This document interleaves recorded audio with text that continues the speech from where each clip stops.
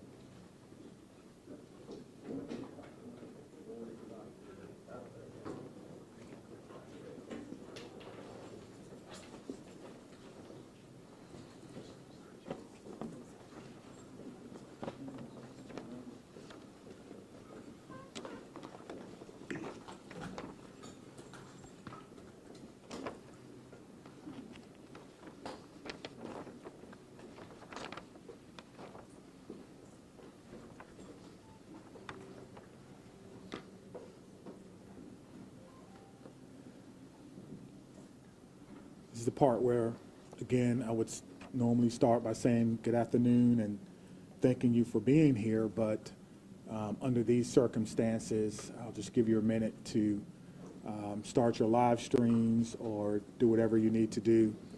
And while you're doing that, my name is Chief Sean Barnes, S-H-O-N-B-A-R-N-E-S. I'm currently the Chief of Police for the Madison Police Department. I'll be providing a brief update of the school shooting that we had today in Madison. There is some information that we're not going to release because it's still an ever-evolving situation. You'll hear from some of our representatives from our city and from our county, and behind me are a lot of people who came together today to make sure that the day ended well and that everyone else was safe. So with that being said, I'll go ahead and start my remarks.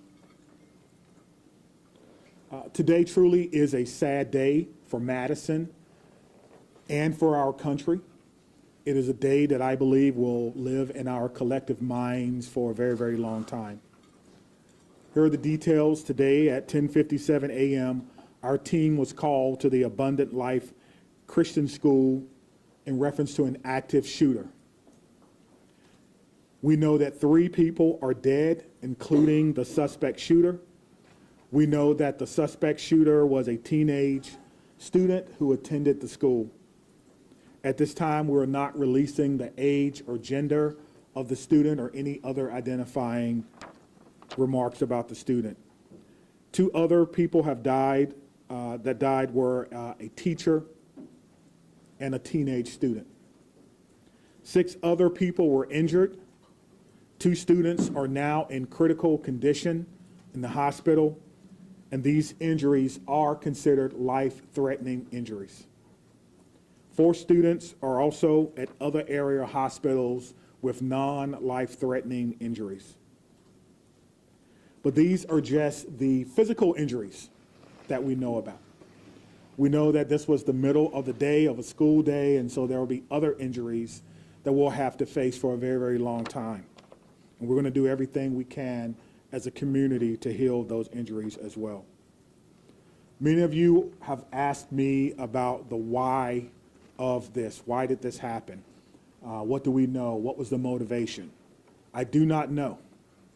But I will tell you this, our detectives are working hard in the investigative process to find out as many answers as we can so that we can further prevent these things from happening, not only in this community, but in other communities around our country. I think we can all agree that enough is enough, and we have to come together to do everything we can to support our students, to prevent press conferences like these from happening again and again and again. The school building itself is clear. We have cleared the school. There's no other threats or danger to the community. We're in the process now of what we call reunification. And what that simply means is making sure that every student that was in the school is present and accounted for and returned to their loved ones. This usually takes a while, but we have practiced, unfortunately, and practice, and that's why we're able to reunify students with their parents within hours of a school shooting. The reunification is taking place at the Dean Clinic on Stoughton Road, and I certainly thank them for their help. Again, we need our public to find an alternate route. If that is your normal way home as we get closer to the end of the day, please be patient or find another route home. We're currently processing the scene. We're interviewing those who may have been witnesses, and we're obtaining search warrants to get additional information. And lastly, I want to just say thank you to everyone who's standing behind me, the organizations and agencies that they represent, the men and women of the Madison Police Department and Dane County Sheriff's Office who selflessly ran into a building not knowing what they were going to encounter. Many of you know this about me, but I started my professional career, if you will, as a public school teacher back in 1997. And I taught public school for 4 years. It was one of the greatest joys of my life before becoming a police officer. And I can tell you what a special place our schools are. With that being said, we owe it to our community to do everything possible to ensure that it's not only a special place, but a safe place as well. And we're going to continue to do that. So we ask for your patience as information is coming in. We will do the best that we can to bring you accurate and timely information, but we want to make sure that our public knows that we're working extremely hard on this particular incident. There are a lot of people involved, and certainly we're going to come together as a community. I'd like to bring up at this time Police Fire Chief Chris Carbon. Thank you, Chief Barnes. Before I start, the only thing I can say is this is not a place that any fire chief or any one of us would ever want to be. And I can't believe I'm standing here today talking about this incident. The fire department is a part of this community, much like all of the folks standing up here with me today. Our hearts are with and our arms are around everybody impacted today and everybody within our community. With that, I won't repeat the details shared by Chief Barnes, but I will share with you the fire department activity for today. Much like Chief Barnes mentioned, at 10:57, we were also dispatched with Engine 5 and Medic 5 to the same location. Throughout the course of the incident, we responded with 5 engine companies, 4 ladder companies, 15 ambulances. I would like to take a moment and share our gratitude for our county partners throughout a multitude of EMS and fire agencies that joined us in the response today. We also had 11 off-duty chief officers that came in on this response, so it was a tremendous response from the fire department. We transported 4 patients to St. Mary's. We transported 3 patients to the University of Wisconsin hospitals. On the arrival of our crews, I can say my gratitude to our membership for what they did and their selfless actions today. It's hard for me to place into words what they ran into as well. They did that immediately, they did that selflessly, and within a course of 15 minutes from the first transport to the last transport, all the patients were on their way to the hospital. So to our membership within the Madison Fire Department and within all the emergency services, my gratitude, my recognition of the work that goes into this, the training that went into this, that again, we had hoped we would never have to put into practice. One more time on behalf of the Madison Fire Department, our hearts are with you, our arms are around you, and we will be with you throughout the duration of this. So at this point, I'll step aside, turn it over to the mayor. Thank you, Chiefs, both of you. This is an incredibly sad day for our community. As you've heard, there is no danger to the community at this time, but our entire community has been impacted by this tragic incident. On behalf of the Common Council and the City of Madison staff, I want to offer our heartfelt condolences to the victims and families and to the whole Abundant Life community. Our focus now is on supporting them and supporting the victims and their families. And we will continue to do that through the coming days and weeks. I also want to thank our first responders, the police, fire, the medical staff, for their quick action and their life-saving efforts. As you've heard already, this is a whole of government response. It is not just police and fire. It is not just City of Madison. We have folks from all around the county. We have folks from multiple agencies engaged in both the initial immediate response and the ongoing support, and will be engaged for days and weeks to come. I also want to thank the White House and the governor and others in the federal government and state government for reaching out to offer their support and help. We will be drawing on resources as needed going forward.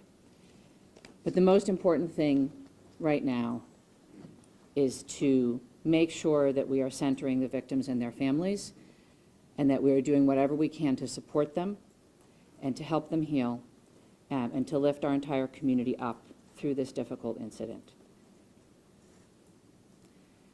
I am on record that I think we need to do better in our country and our community to prevent gun violence. And I hoped that this day would never come in Madison. It is not something that any mayor, any fire chief, any police chief, any person in public office ever wants to have to deal with. And so I will ask our entire community and our entire country to do whatever we can to make sure that no public official ever has to stand in this position again. And now I'll invite the county executive to the podium. Good afternoon, everyone. Today, our community is reeling from the heartbreaking and senseless tragedies at Abundant Life Christian School in Madison. As a mom who received a text from her son at a high school here in the city of Madison wondering if he was safe, I can tell you, this hits you in the gut. Our community is better than this. Our country is better than this. Cannot continue. My heart goes out to the victims and their families and the students and the educators, and the list goes on and on. Every one of us is affected by this unimaginable and unacceptable violence that has hit our community today. School community. The Sheriff's Department, the Department of Emergency Management, Department of Human Services have all been on the front lines. My phone has been ringing from people across our state and our nation asking what it is that they can do to help our community.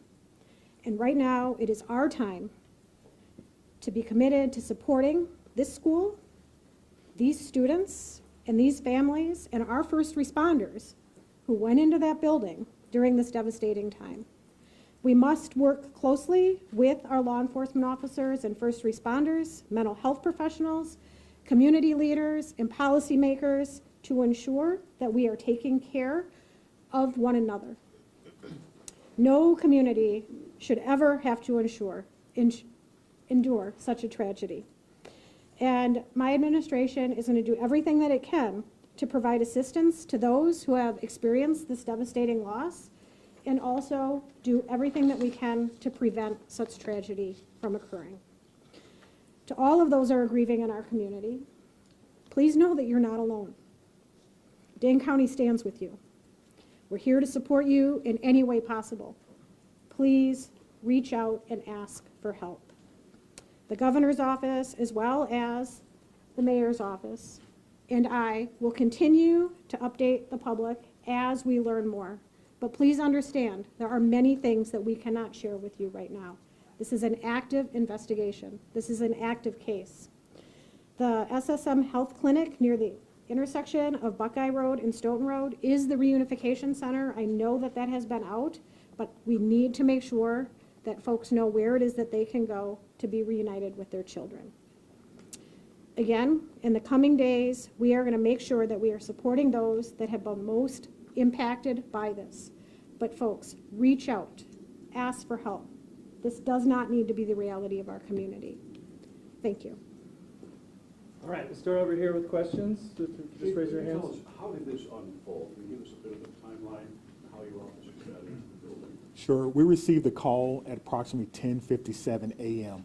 Someone from the school called 911 to report that there was an active shooter. That means something different to us, obviously. There's different protocols that go out, tone alerts even, so that even if officers are busy doing other things, they respond.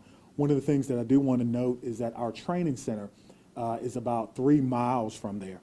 We have special event team medics, those that work with the fire department, responded to this particular scene from their training day. So what began as a training day became an actual day. And so that's how this call originally came in. Nicholas, did you have a question? What can you tell us, if anything, more about this shooter and what their motivations were, or have you made contact with their family members? Anything updated on that? Sure, there's nothing new that I can tell you about the shooter at this time. Again, as difficult as today is, that's still someone's child that's gone. That's still someone that has to deal with what happened today. And so we want to make sure that we can ensure as much cooperation as we can. You asked me about why, as I stated before. I don't know why, and I felt like if we did know why, we could stop these things from happening. But what I will tell you is, as soon as we are done with the investigation, any information that we uncover that will not compromise the safety of anyone involved or compromise the confidentiality of any of these children that are involved, we'll tell you. I just ask for your patience. All right, over there, sorry, go right ahead. Chief, what kind of gun was used today? We know it was a handgun. We know a handgun was recovered. All right, sit down right there. Was the shooting confined to one classroom, or did it spread out throughout multiple? We know it was confined to one space. I do not know if it was a classroom or a hallway. One of the things that we've gotten very good at, certainly different from in my day, is that if you do not need to be in a crime scene, you do not need to go to a crime scene. And so the crime scene and those persons who were involved, they have that crime scene locked down. I did not go or enter into that crime scene. But if you can imagine, most schools, the students go together, but they are segregated. So on each different floor, in each different group. And so there's no evidence that anyone else was injured that was not in the age group.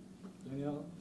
What can you say at this time about how school staff responded when the shooting started? I cannot speak to how the school staff responded. You know, we did have injuries, but it could have always, of course, had additional injuries. I do not know what the school's protocols are. Again, this is a private Christian school.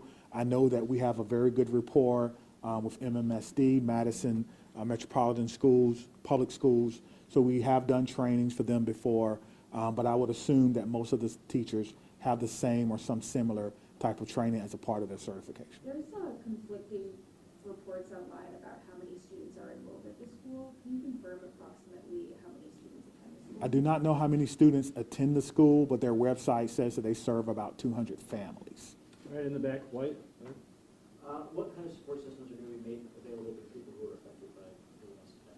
That's a good question. As you heard from our mayor and our county exec, we have services within our government that will be made available to them. I have a lot of confidence that they're going to follow through on that, and we'll make sure that that persons who need to. Do you guys want to speak to that? So, Dane County Human Services, as well as the Red Cross and other consolidated agencies, are already on scene. And we will continue to be on scene, and those resources will be bolstered. Again, please reach out. You are not alone. We are going to navigate this together, and there are people who are affected by this trauma who are not in the reunification center or at the school. We need folks to be reaching out because we do have resources available. Did you know if Abundant Christian Life School, did they have a school resource officer employed? It's not my knowledge that they had a school resource officer, that if they did, it would be a police officer, and I know where they all are, and they're not in the schools right now. 15 in the back there. So in terms of witnesses that you mentioned about investigation, what is that looking like, and how many Sure. witnesses are you guys speaking of? Sure. So the detectives will talk to anyone who may have seen this particular event unfold, anyone that may have been unfortunate to hear something. They will be talking to them. It's my understanding that that's in process now, and everyone is cooperating fully. That will give us an idea of not only what unfolded, but it could answer the question to motivation, because again, the students who unfortunately had to witness this. But that's not something that we want to rush. We're not going to interrogate students. We're going to give them an opportunity to come in and speak to what they may have saw when they feel ready, which is why some of these questions can't be answered right now. All right, Spectrum Road. How do you reassure the community that it's still okay to go back to school? I mean, everybody's got kids, and I think, maybe it happened at this school, but there's everybody that's got a kid anywhere, right? This in Dane County, it's gonna be hard. Yeah, I think you're asking me, how can I say 100% that no child will ever be harmed in school? I can't. No police chief can. But all I can tell you is that we have systems in place so that if something happens, we can respond like we did today. I can tell you that our mayor and our county exec has committed resources to not only public health, but also mental health. I can tell you that every teacher that I've ever had contact with at MMSD cares deeply about their students. Every staff member, I talk to staff members all the time, who tell me things that are going on in the schools and want to do whatever they can, even if it's under anonymity, to let me know that they want to have a safe school.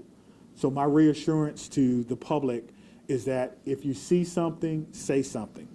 If you know someone who may be going through a difficult time, please reach out to someone. And I think what I can do is make sure that our police department is transparent and open and honest and inviting for people to call and give information. I think MMSD does an excellent job of that, and the same thing can be said for any other private school. If you want to give information or you need someone to talk to, I can promise you we'll have someone there to get that information. All right, then.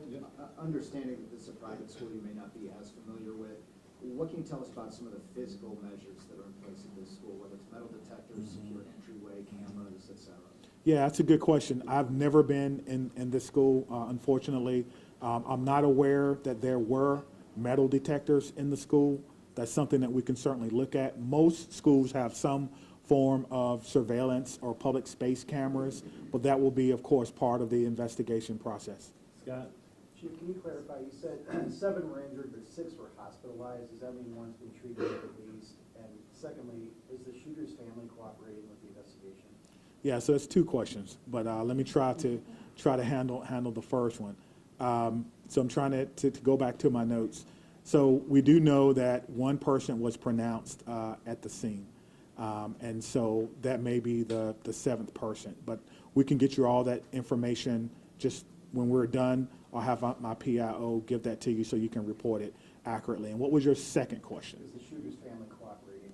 At this time, yes. So you have made contact with the shooter's family? We have. And what were the steps to do that? It's through the investigative process. Okay. Lauren? Is the shooter's home being searched? We've got some information about that is ongoing.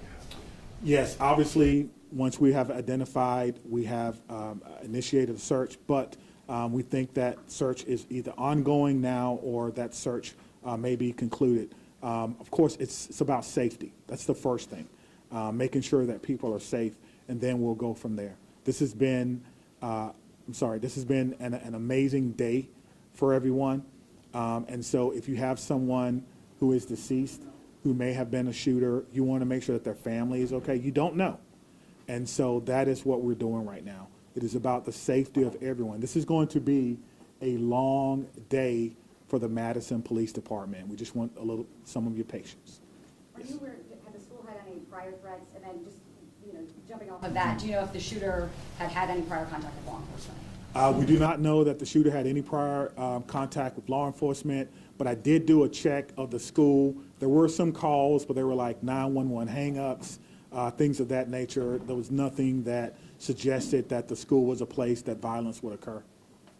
Chief, I know that you mentioned that the shooter died of a self-inflicted gun wound. Did that happen before officers arrived at the school or when the shooter saw officers coming into the school? Yeah, so let me say that the cause and manner in which the shooter died will be determined by the inmate. But what I can tell you is the shooter was dead upon our arrival, police department arrival, and no officers fired their weapons. Okay? Lucas? What are these search warrants you're executing? Are they at the residence on like a device the shooter had? What do you, I'm sorry. The extent of the search warrants. Yeah, so the extent of the search warrant is to be able to go in a place that we don't have permission to be in and make sure that everyone is okay. And then if there's any evidence that we think we need to collect, we could only do that with the use of a search warrant. And so, again, we have to determine if there is evidence that we will need. Everyone wants to know what led up to this. Are there any additional threats to public safety? Is this person or was this person by themselves? There are a lot of questions that we want to answer, but we have to answer the safety questions first, and then we'll move on to some of the more investigatory questions. Are you in possession of any of the shooter's devices? I am not, no. Catherine? I'm wondering about metal detectors. You mentioned in the first meeting that you were not a fan, and that this school probably doesn't have them. And do you know other schools that do? Do you think that that's something we should start talking about, metal detectors in schools? I guess the question is, would you want your child to go to a school with or without metal detectors? I can't answer that. I can't. Right now, in a school Yeah, without them. yeah, absolutely. So the idea is to create the safest environment that we can without metal detectors. That is my answer. Chief, this was a shooting at a Christian school right before the Christmas holiday. Can you address the impact of that? And is the Christmas holiday at all, in your belief, related to as a motivation for the shooting? Yeah, so to the question of motivation, we don't know why, but to the question of so close to Christmas, we have a lot of people going to be impacted. If it's a Christian school, then obviously our holidays, our Christian holidays are very important to the students, very important. It's a time for family. Students probably getting ready to go out on break, and now the break will be a little less about celebrating Christmas than more about celebrating perhaps friends and loved ones and staff members who perhaps lost their life. That's why I'm asking everyone to, of course, keep Abundant Life Christian School in your thoughts and in your prayers, and we'll get a couple more, okay? Okay, real quick, Phoebe. So it's a private school that takes public money through the voucher system. So what has this revealed about maybe gaps in security or training for staff? Is that something you're thinking about whether schools that are private that take public money need to be, kind of on par with public schools when it comes to safety? Well, what I'm telling you is that in 1997, I began my professional career as a public school teacher. I taught history for 4 years before becoming a police officer. So I did not get far enough to take courses in administration and budgeting of schools. I don't know what governs private schools, if they receive money, where that comes from. That would probably be a question that you would probably need to ask someone who's more intimately involved in the school system and what their requirements are if they do receive that. But you could probably compare what has happened or what goes on, their security measures, with the security measures of any school in MMSD, and then that may give you your answer. That's a very... Just one very quick follow-up. Because you know there has been some criticism to other law departments and their response to these school shooting incidents, particularly Uvalde. How did that inform your game plan today, and how quickly were your officers able to get into the school? What were they told to do? Sure. We train on this, as I spoke about earlier. When officers arrive on the scene, they immediately go in, which we did in this case, stop the threat, stop the killing, find the killer. That's how we train, and that's exactly what we did today. There's no waiting. There's no coordination of who's in charge. Everyone knows exactly what to do. I spoke about this earlier. We train on this constantly. Our commanders, including the fire chief and I, was in a commander's training less than 2 weeks ago, going over this exact same scenario for another fictional location. And so all of that came into play today, and our officers performed extremely well based on their training and based on the expectations that they know exactly what to do. Stop the threat, stop the killing, find the threat. All right, can we just do one more? Hold on, right here. Thank you, all. Yeah. I think the questions have been asked, and we're straying a little far from what's most important at this point in time, and that is the victims and their families. I have 3 things to add. First of all, there is a lot that our community can and will do in the coming days to support the victims and their families, and we will have more information at future briefings. If anyone, and I would urge you all to include this in your stories, if anyone needs mental health support as a result of this incident and the coverage of it, I encourage them to reach out to 988 by phone or text and to get the mental health support that they need. It is incredibly important that we take care of our community in this very difficult time. We all have a role in preventing gun violence. Our entire community needs to be part of the solution here. There are many things that we can do, and we can have those conversations in coming days. But first and foremost, what needs to be the priority for all of us is supporting our young people. And that is where our community's attention needs to turn at this point in time. The police department, the fire department, the city, the county will share additional information about the investigation as it becomes available. But I urge you all to help our community find resources to support their mental health and to find resources to support the victims and families at this time. Thank you all. Where can people go to see your updates? What can you tell them? It'll be on cityofmadison.com. Me, Stephanie, and Cynthia will stick around and answer any other questions, but that's all. Let me say just before I go, because the mayor mentioned that this was a whole of government response. It certainly was, and there's so many people that we want to thank. We cannot thank everyone, but it's also a whole of law enforcement response. Even though we are in different agencies, we all have the same training. And so I want to thank our partners with the FBI who are here with me today, partners with the ATF, Dane County Emergency Management. Of course, we already talked about our fire department. We've got calls from the Attorney General of the United States, Wisconsin State Patrol, our governor's office, State Patrol, Monona, as well as our sheriff's office. I know I may have left someone out, but thank you for how you responded, professionally, quickly, and according to the way that we all trained, and it all came together to ensure that no other persons were hurt. Thank you. Chief, can you just say what time you guys made entry? We just want to nail that detail down. 10:57. But That's that the time you made doesn't it. all made They entry. right in 1 minute? We'll work on getting that, so our next, How long does it take to they arrive to the city to raise back? They received the call at 10:57. yeah, so I will work on getting that information for our next media briefing. We plan to meet here at 5:30 tonight, and I will work on getting that information. Do you know how many